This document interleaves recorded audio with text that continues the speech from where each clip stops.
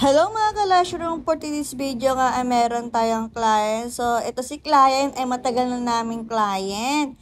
And then, ito na nga yung gawa pa namin sa kanya nung last month pa. Ayan, di ba? Bongga pa rin at marami pa rin. So, ayan, mag-start na tayo dito na mag-removal. Ganitong kasimple lang ako mag-removal. Ayan, maglalagay lang ako dito ng removal patch. Ayan, ididikit ko lang siya ng dahan-dahan.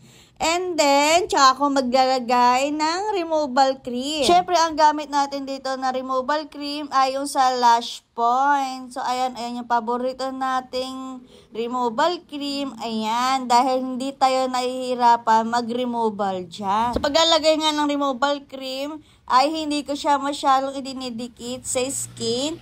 And then, kung saan lang merong adhesive glue or saan lang merong extension na tatanggalin natin, doon lang ako maglalagay ng removal cream. Ang bawal na bawal sa paglalagay ng removal cream ay yung didilat yung kliyente natin. So, bago tayo maglagay ng removal cream or mag-remove, sasabihin na natin si client na huwag pong didilat. Actually, hindi naman mahapdi yung removal cream natin kapag nakapikit lang si client. Pero once na pumasok yan sa eyes ni client, ay mahapdian siya at masasaktan talaga siya. After 10 minutes nga ay mag-start na tayong magtanggal ng extension. So ayan, ginaganyan-ganyan ko muna siya. And then, tsaka ko siya kukunin ng dahan-dahan. So pagtatanggal ng extension, kapag ikaw ay nag-removal, ay hindi mo pwedeng i-force yung pagtanggal ng extension. Kaya meron tayong tinatawag na 5 to 10 minutes ang babad bago tayo magtanggal talaga ng extension para naman masave pa rin natin yung natural lashes ni client. Sa pag-removal, ito rin ang pinaka-importante sa lahat ay kakain ka talaga ng oras. It takes a lot of time talaga. Ha? English yun? Anyway, sa part na nga na ito ay magla-lash bath na tayo. So, ang gamit natin na lash shampoo dito is yung sa Lash Point. Marami na rin ako na-try na lash shampoo. And then, yung mga na-try kong iba kasi, medyo may pagkamahapdi sa eyes. Tinatanong ko kasi yung mga client ko kapag ako nagtatry ng isang product, kung ito ba ay mahapdi or what. Then, sa Lash Point, is maraming hindi nahapdian. Kahit naman din ako, nag-try din ako mag-lash bath sa sarili ko. Yun nga, kahit nakadilat ako, hindi ako nahapdian. As long na wag naman papasok sa loob ng eyes natin. At sa part na nga neto, nag-start na ako maglagay ng tape bago ako maglagay ng gel patch. Anyway, mga ka-Lashroom, ilang beses na rin ako nakakabili ng mga hydrogel patch, mga gel patch na tuyot. Wala akong choice kundi itapon na lang kasi hindi ko rin naman talaga siya magagamit. As in, tuyot na talaga siya. Hindi ko alam kung bakit. Anyway, after ko nga maglagay ng gel patch, maglalagay na rin ako dito ng tape para ma-secure talaga natin na hindi lalabas yung mga bottom lashes. Para maiwasan natin ang pamumula ng eyes ni client, ay huwag natin isasagad sa waterline yung mga gel patch or tape na ilalagay natin. Pero meron din naman ibang client na sobrang sensitive ng eyes nila, ng konting kilos lang ay namumula agad yung eyes nila. Meron din namang ibang client na pag nakakatulog is pagdilat ay namumula rin yung eyes nila. Pero alam naman natin kung ano yung pagkaiba nung namumula sa paggising at dun sa pagkaka-irritate talaga ng eyes nila. Sa part na nga na ito ay mag-start na ako mag-mapping. So, ayan, nag-start na ako mag-mapping sa center.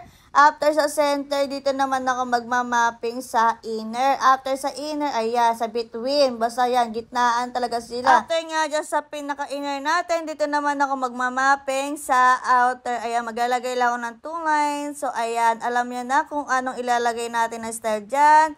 Is yung doll eye set, pero ang gusto ni client is bonggang na makapal. Ang size na ilalagay natin dito is size 14 hanggang 10 mm. Size 14 kasi yung haba ng natural lashes ni client, kaya pinantay ko na lang din kasi hindi ko siya pini-15. Ganito nga ako mag-taping method sa outer para makita ko rin talaga lahat ng buhok sa pinaka-outer. Ayan, maglalagay ako ng tape pataas and then maglalagay naman ako ng tape pa-slide. Kumbaga, hahatakin ko siya. Parang kitang-kita natin yung mga buhok or natural lashes. Nabubulong na tuloy ako sa inyo. Oh my God. So, ganito ang front view niya kapag naka-taping method na tayo ng ganito. So, ayan, mag-start na tayo maglagay ng extension. Anyway, bigyan ko lang din kayo ng konting background kay client. So, si client, matagal na naming client. Doon pa lang sa unang shop na ginawa ko doon sa bahay, hanggang sa ngayon na nakalipat na tayo dito sa National Road.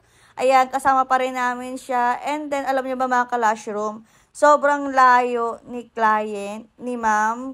Pero dinadayo pa rin talaga tayo ni ma'am. Every month nga siya ay pupunta talaga rito. And sobrang nice ni ma'am. Yung tipong she always smile at us. Aminin niyo mga kapwa ko lash artists out there na kapag meron tayong client na ganito na laging naka-smile, and then lagi tayong, alam nyo na, di ba na nakakagaan talaga ng pakiramdam. Naniniwala kasi ako na kung sino yung mga taong nakakasama mo, mga taong nakakausap mo, kung anong vibes na meron sila, is na-absorb mo yun or nakukuha mo din. For example na lang yung jowa ko, di ba, yung partner ko. Lagi siya nakasimangot talaga as in.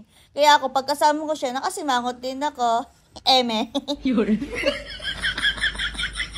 Anyway, balik na nga tayo sa ating ginagawa. Sa part na to ay tapos na tayo maglagay ng extension. And ang ginagawa ko na lang dyan ay for the checking, brush para ma-check talaga natin kung may sumasabit or may matatanggal na extension. Para at least, diba, andito pa lang ay maayos na natin kung sakaling may mga ganon na pangyayari. Ito talaga yung pinaka-favorite spot ko, ang yung brush.